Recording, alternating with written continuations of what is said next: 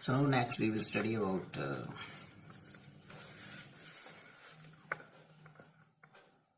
dielectric constant.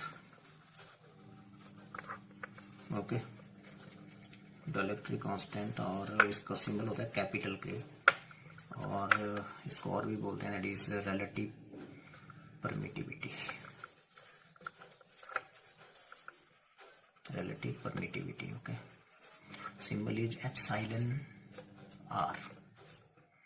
Okay ये की बात है ये दोनों के और ये r epsilon r. Okay so as I have told you that force between 2 point charges in vacuum V बोल देते हैं is simply equal to 1/4 pi epsilon naught q1 q2 upon what r square. Okay suppose ये दोनों charges जब vacuum में है तो force इनके बीच ही है. Okay equation number 1. सपोज ये same two charges separated by same distance are placed in a medium. Okay and what will be the force between these charges in medium? That is 1/4 pi epsilon होगा यहाँ epsilon not है. ये vacuum की permittivity है और ये medium की permittivity है. ये फर्क है तो epsilon नॉट की जगह यहाँ epsilon हो जाएगा. Okay charges are same distance between them is same so this is equation number 2. Okay so dividing 1/2 so 1/2 करिए you will get FV upon FM. You will get cancel करिए इनको divide करके तो you will get कि ये सारा चीज cancel हो जाएगी इससे 1/4 पाई कैंसिल हो जाएगा 1/4 पाई से. ठीक है तो ये आ जाएगा आपके पास 1/epsilon नॉट अपॉन क्या बचेगा उधर 1/epsilon. ठीक है सो यहाँ से क्या आ गया FV upon FM आपके पास एप्सिलॉन अपॉन क्या आ गया epsilon nought. Okay this is called actually dielectric constant और you can see this also called relative permittivity and this also called dielectric constant. So ये फॉर्मूला बना देखो आप ये. ओके ये so define okay dielectric constant of a medium is simply defined as the force between 2 point charges in vacuum but a force between the same charges separated by same distance in medium. So it is now it is the ratio of force between 2 point charges in vacuum to the force between the same two charges separated by same distance in medium. Okay so ऐसे लिखेंगे dielectric constant of a medium is defined as the ratio of the force between 2 point charges in vacuum to the force between same point charges separated by same distance in that medium. जिस medium का आप dielectric constant define कर रहे हैं. Okay so जो dielectric constant है इसकी value water के लिए याद रखेंगे कि फॉर वाटर होता है 80. ऐसा इसलिए हुआ कि जैसे आपके पास 2 पॉइंट चार्जेस थे उनके बीच यदि फोर्स F आया वैक्यूम में जब मैं उनको वाटर में ले गया तो मीडियम हो गया वाटर तो फोर्स जो है उनके बीच F/80 हो जाता है. तो नया फोर्स जो होता है वो मीडियम में जाके वाटर में F/80 हो जाता है. सो K कितना हो गया फिर K is equal to F/F/80. So F cut जाएगा 80 ऊपर चला जाएगा तो K इज इक्वल टू 80. ये है मतलब बोलने का. तो डाइलेक्ट्रिक कांस्टेंट वाटर का कितना है 80 and this value 80 is at about 20 degree Celsius याद रखेंगे. ठीक है और जैसे जैसे टेम्परेचर बढ़ेगा तो डाइलेक्ट्रिक कांस्टेंट वाटर का कम होता जाता है. ओके सो एक बार फिर देख लो डाइलेक्ट्रिक कांस्टेंट मैंने बताया वाटर का कैसे निकाला. वैक्यूम में यदि दो चार्जेस के बीच फोर्स F था तो जब मैं वाटर में ले गया उस सेम सिस्टम को जिसमें 2 चार्जेस को सेम डिस्टेंस पे तो फोर्स जो था वो पाया गया F/80. वैक्यूम में F था तो अब कितना हो गया F/80. तो क्वेश्चन इज यदि इन दोनों का रेशियो ले लेता हूं तो FV/FM FV की जगह F है और F in medium is F in water is F/80. F will get cancelled and will get 80. That's why dielectric constant जो वाटर का है वो 80 है. ऐसे पूछ ले कोई कि what do mean by dielectric constant जब वाटर का 80 इसका क्या मतलब है, तो आपने बोलना कि जैसे 2 पॉइंट चार्जेस हैं, यदि उनके बीच वैक्यूम में फोर्स यदि 80 न्यूटन है, वैक्यूम में फोर्स यदि 80 न्यूटन है, तो फिर वाटर में जाके वो 80.80 हो जाएगा, मीन्स 1 न्यूटन ही रह जाएगा। समझ आई बात? तो ये है आपका डाइलेक्ट्रिक कांस्टेंट, और इसको रिलेटिव परमिटिविटी भी बोलते हैं। तो you can also define it like that कि K is simply the ratio of what is this permittivity of medium to what is this permittivity of vacuum. तो जैसे मर्जी डिफाइन कर लो, okay. And you know it is the ratio of forces, so it is a unitless and dimensionless quantity, unitless और dimensionless होगा, okay. So ये था आपका dielectric constant. So next is now charge का, मैंने असली नंबर बताया आपको 1 coulomb. So define 1 coulomb charge, ये है क्वेश्चन नेक्स्ट। 1 कूलम चार्ज को डिफाइन करिए, वेरी सिंपल, ध्यान से सुनेंगे। सपोज करिए ये जो मैंने अभी आपको कूलम्स लॉ बताया, इसमें दोनों चार्जेस की वैल्यू 1 कूलम है, 1 कूलम और दूसरा भी 1 कूलम है। उनके बीच का डिस्टेंस मैं 1 मीटर लेता हूं, ठीक है, दोनों पॉजिटिव है, ठीक है। So what you will now get, यदि मैं इस चार्ज को चेक करूं कि इस चार्ज को, इस चार्ज की वजह से जो फोर्स मिलेगा वो रिपल्सिव होगा, तो वो इधर को जाएगा, इधर को इस लाइन के अलॉन्ग ऐसे जाएगा, तो कितने फोर्स से जाएगा, ये क्वेश्चन, ठीक है। सो देख लेते हैं कितने फोर्स से जाएगा। दोनों के बीच का डिस्टेंस 1 मीटर है, तो कूलम्स लॉ बोलता है कि, कूलम्स लॉ ये बोलता है कि फोर्स बिटवीन चार्जेस होता है 9 × 10⁹, ठीक है, Q1 × Q2 बटे क्या भाई R², ठीक है। तो मुझे ये बताओ कि Q1 Q2 को तो मैंने यदि सेम वैल्यू लेनी है, यदि ये Q है तो ये भी Q है, ठीक है। तो मैं यहाँ F की कितनी वैल्यू सब्स्टिट्यूट करूं, ये दोनों Q है कि आपका जो Q है वो 1 कूलम आ जाए। तो यहाँ यदि मैं F को 9 × 10⁹ लिख देता हूँ, तो 9 × 10⁹ कांस्टेंट की वैल्यू भी आ गई, और Q सेम है ये दोनों, और डिस्टेंस मैंने बता दिया 1²। तो यहाँ से आपका आ जाएगा Q² कितना आ जाएगा, यहाँ से ये कैंसिल हो जाएगा, ये 1² 1, तो ये प्लस ये आ जाएगा 1, और Q = आ जाएगा आपका ±1, ठीक है। तो Q की वैल्यू इस इक्वेशन में Q1 Q2 यदि मैंने Q सब्स्टिट्यूट किया, दोनों चार्जेस को सेम ले लिया, तो Q की वैल्यू 1 कूलम आ गई, ठीक है। तो 1 कूलम का वाई, 1 कूलम था वाई, जब हमने फोर्स को कितना न्यूटन सब्स्टिट्यूट किया उतना ही कर दिया, इतनी इस कांस्टेंट की वैल्यू होती है ये, समझे बात। तो इतना न्यूटन वाली फोर्स यहाँ सब्स्टिट्यूट कर दिया। तो अब क्वेश्चन ये उठता है कि दोनों पॉजिटिव है, पॉजिटिव पहला भी दूसरा भी पॉजिटिव है, दोनों 1 कूलम चार्ज है। तो 1 कूलम वो चार्ज है यदि उसके 1 मीटर डिस्टेंस पे 1 कूलम चार्ज और प्लेस कर दिया जाए, रख दिया जाए, तो इस 1 कूलम चार्ज को इसकी वजह से मिलेगा रिपल्सिव फोर्स। रिपल्सिव फोर्स मिलेगा तो कितना न्यूटन मिलेगा, 9 × 10⁹ न्यूटन। डेफिनेशन ऑफ 1 कूलम होगी, 1 coulomb is that charge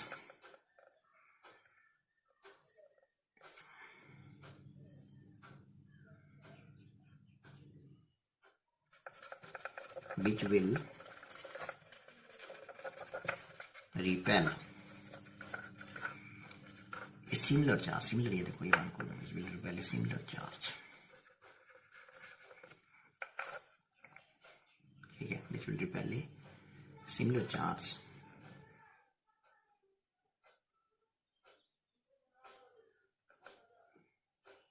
with a force कितना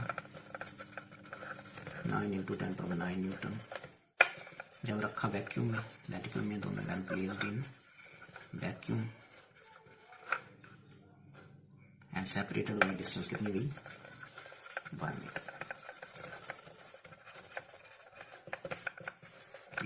तो ये कूलम की डेफिनेशन है। 1 कूलम चार्ज को डिफाइन करना है, तो 1 कूलम वो चार्ज है यदि उसके 1 मीटर दूरी पे जाके 1 कूलम चार्ज और रख दिया जाए, तो उस 1 कूलम चार्ज को रिपल्सिव फोर्स मिलेगा, उसको झटका मिलेगा, इससे दूर रिपल्सन मिलेगी ना, उसको रिपल्शन मिलेगी, तो ये दूर जाएगा इससे। क्वेश्चन है कितने फोर्स से दूर जाएगा, वो रखना आपने याद, 9 × 10⁹ न्यूटन। 1 कूलम को 1 कूलम का जो 1 कूलम चार्ज आपको जो फोर्स एक्सपीरियंस होता है एक कूलम की वजह से जो 1 मीटर दूर है वो इतना होता है। This is a huge force.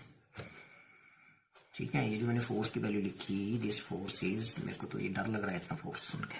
ठीक है, सो इतना न्यूटन फोर्स मीन्स लगभग हमारी अर्थ पे लगभग वेट ऑफ 130 lakhs पीपल, उतना दिन का वेट होगा। वेट के इक्विवेलेंट जो न्यूटन में फोर्स मिलेगा वो लगभग इतना होगा। This is a huge force. ठीक है, ठीक है, क्योंकि आपने पढ़ा है कि जो आपका 1 kg फोर्स होता है वो बेसिकली होता है 9.8 न्यूटन, लगभग 10 न्यूटन ही है। ठीक है, तो मतलब 1000 ग्राम फोर्स जो है वो बेसिकली 10 न्यूटन फोर्स होता है लगभग। ठीक है, तो 1 ग्राम फोर्स जो है आपका,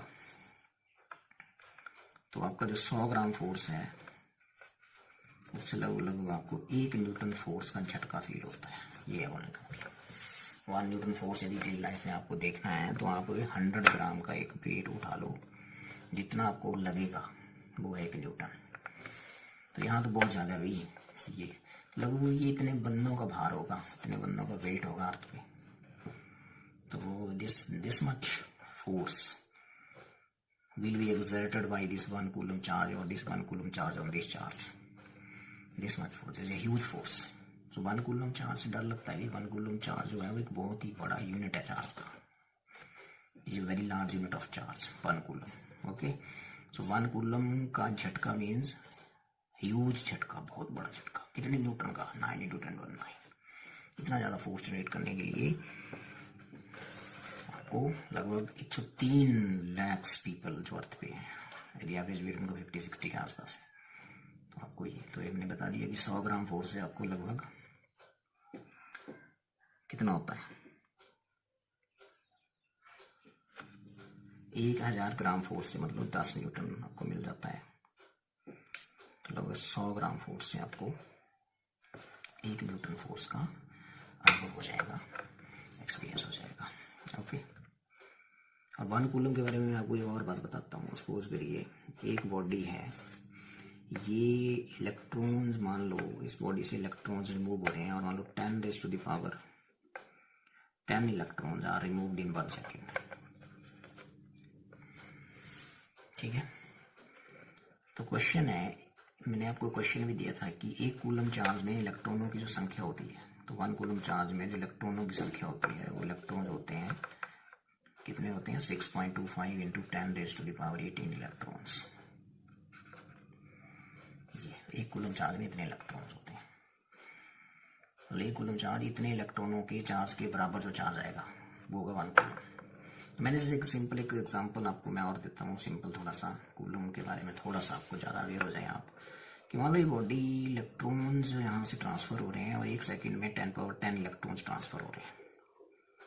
ठीक है, तो 10⁻10 इलेक्ट्रॉन्स को ट्रांसफर होने में लगा 1 सेकेंड, तो 1 इलेक्ट्रॉन को लग जाएगा 1/10 सेकेंड्स। और 1 कूलम चार्ज यदि है, यदि उसको ट्रांसफर होना है इस बॉडी से इधर को, तो फिर उस 1 कूलम में होते कितने इलेक्ट्रॉन्स हैं? ये होते हैं 10⁻18 इलेक्ट्रॉन को ट्रांसफर होने के लिए कितना लगेगा? Time, let us check. So ये आ जाएगा, it is a huge number.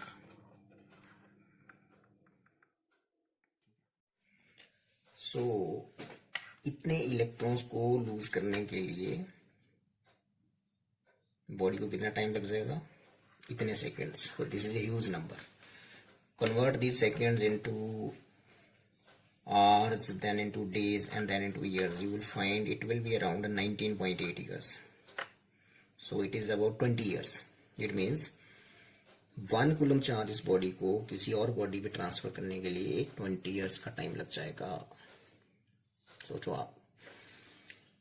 And charge is carried by electrons. So इतने इलेक्ट्रॉन्स को लूज करने में इसको लगभग 20 साल लग जाएंगे, यदि इसके ट्रांसफर का जो रेट है वो 10⁻10 इलेक्ट्रॉन्स पर सेकेंड है। सो मैं बताना चाह रहा हूं कि 1 coulomb is a very large unit of electric charge for practical use. जिसमें जब हम न्यूमेरिकल्स करते हैं तो जैसे न्यूमेरिकल्स में ये वैल्यू दी होगी, आपको वैल्यू दी होगी जैसे 1 micro coulomb, micro means 10⁻⁶ coulomb हो गया। ठीक है, 2 कूलम की बात नहीं करेगा, बात करेगा 2 नैनो कूलम। नैनो होता है 10⁻⁹ कूलम। ठीक है, सो सिर्फ इतना समझिए कि 1 coulomb means very large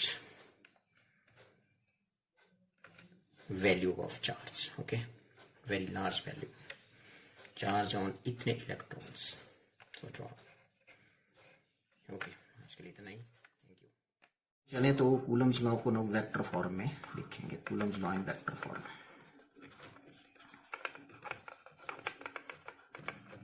vector form very simple. Suppose we have 2 point charges q1 and q2. Okay, separated by distance r. Suppose करिए मैं 2 यूनिट वेक्टर यहां लेता हूं। एक यूनिट वेक्टर है जिसकी डायरेक्शन q1 से q2 की तरफ है, ऐसे q1 से q2 की तरफ। तो 1 से 2 की तरफ है, तो 1 2 उसको मैंने बोल दिया। It is unit vector, cap लगा दी ऊपर। So what is this? यदि कोई भी वेक्टर क्वांटिटी इस डायरेक्शन में जा रही है तो उसकी डायरेक्शन लेगा ये कौन? r12। और यदि कोई इधर जा रही है, कोई फिजिकल क्वांटिटी की डायरेक्शन इधर है, तो फिर इसकी डायरेक्शन कहां से कहां हुई? 2 से 1 की तरफ, तो ये हो गया r21। So consider 2 point charges, let r is equal to distance between them. Okay, r12 cap लिखो, आगे r21 कैप लिखो, क्या होगा? It is unit vector directed from q1 to q2, and it is again a unit vector directed from q2 to q1. Okay, तो ध्यान से सुनना भी। अब मेरे को ये बताइए कि इस चार्ज को यदि पॉजिटिव है दोनों, तो इस चार्ज को इसकी वजह से कैसा फोर्स मिलेगा? अट्रैक्शन तो होगी नहीं, दोनों पॉजिटिव हैं, तो ये इसको फिक्स रखो। ये कहाँ जाएगा? इसकी वजह से ये जाएगा इधर। तो रिपल्सिव फोर्स इसको मिला इस दिशा में इधर को, तो ये मिला दूसरे को, तो ये मिला दूसरे को पहले की वजह से, तो F21 बोल देंगे इसको। ठीक है, so force on charge Q2 due to Q1, तो कितना हो जाएगा भाई? Force on charge Q2 due to Q1 is equal to 1/4, vacuum में है दोनों, 1/4 by epsilon naught Q1 Q2 upon क्या बताया था मैंने? r²। तो ये तो आ गया मैग्नीट्यूड। अब F21 जो है वो इस दिशा में लगा है, इस तरफ, और इस तरफ मैंने यूनिट वेक्टर कौन सा कंसिडर करा है? Check it, r12। तो यहाँ मैं इसकी दिशा कौन यूनिट वेक्टर इसकी डायरेक्शन बता रहा है? r12। So this is equation number 1। Okay, similarly यदि मैं इसको फिक्स कर दूं और इसको फिक्स करने के बाद मैं इसको चेक करूं, q1 को, दोनों पॉजिटिव हैं, तो ये इसकी वजह से इस तरफ फोर्स एक्सपीरियंस करेगा, लेफ्ट साइड को, इधर को। तो ये लगा फोर्स आपका पहले पे, F1 पहले पे लगा ड्यू टू दूसरे की वजह से, ड्यू टू Q2। ओके, तो ये आ गया आपका F12। सो सिमिलरली आप F12 लिखेंगे, तो F12 is equal to 1/4 pi epsilon naught Q1 Q2 बटे r²। ये हो गया मैग्नीट्यूड। अब इस दिशा में यूनिट वेक्टर कौन है? चेक इट, यूनिट वेक्टर इसकी डायरेक्शन, इस दिशा में कौन सा वेक्टर है जो दे रहा है? तो इसकी डायरेक्शन दे रहा है ये F12, फिजिकल क्वांटिटी है, फोर्स है, वेक्टर है ये। तो इस दिशा में यूनिट वेक्टर जो है वो है r21, तो यहाँ आ जाएगा r21। ठीक है, बट आप देखें यूनिट वेक्टर का मैग्नीट्यूड तो 1 होता है, तो क्या करता है? ये गिवन वेक्टर की डायरेक्शन देता है। तो ये तो एक दूसरे के अपोजिट है दोनों, कौन? तो r21 जो है बेसिकली वो r12 के अपोजिट है, तो यहाँ साइन क्या लगेगा? नेगेटिव। इसका मतलब in place of r21 I can write minus r12, लिखिए यहाँ पे। तो ये आ गया F12 इज इक्वल टू, जो माइनस आ जाएगा उसको मैं यहाँ लिख देता हूँ, तो बन गया 1/4 pi epsilon naught Q1 Q2 upon r²। r21 minus मैंने यहाँ लिख दिया r12। ठीक है, सो फ्रॉम इक्वेशन 1 ये सारी की सारी चीज जो है ये किसके इक्वल है? F21 के। तो इसकी जगह मैं क्या लिख सकता हूँ? F21। तो ये आ गया, और F12 is equal to minus F21। इसका मतलब ये न्यूटन थर्ड लॉ का इक्वेशन आ गया ही, that is action and reaction are equal and opposite. मतलब जितना फोर्स ये इसको लगाएगा उतना ये इसको लगाएगा, लेकिन उन फोर्सेज की जो डायरेक्शन होगी एक दूसरे के अपोजिट होगी, और वो फोर्सेज मैग्नीट्यूड में इक्वल होंगे। सो this is Coulomb's law in vector form. Question में पूछ लेते हैं कि what is the importance of Coulomb's law in vector form. तो आपने कैसे लिखना है, आपने ये लिखना सिर्फ उसमें, जैसे 2 मार्क्स में क्वेश्चन आता है कि it obeys Newton third law of motion, ठीक है, इसको यहाँ पे लिख सकते हैं that is it means Coulomb's law obeys Newton's third law of motion. Okay,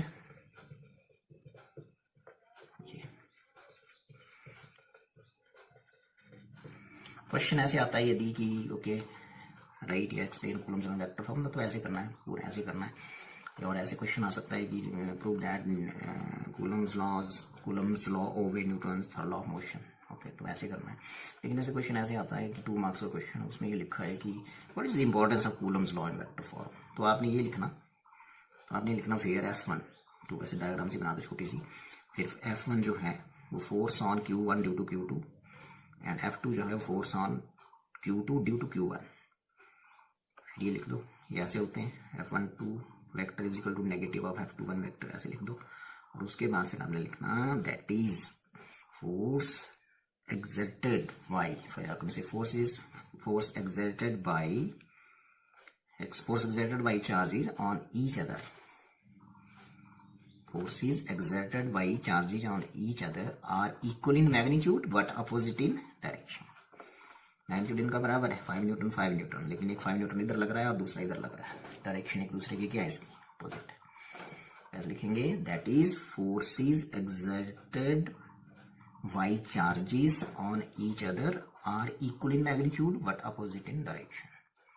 तो 2 मार्क्स में इतने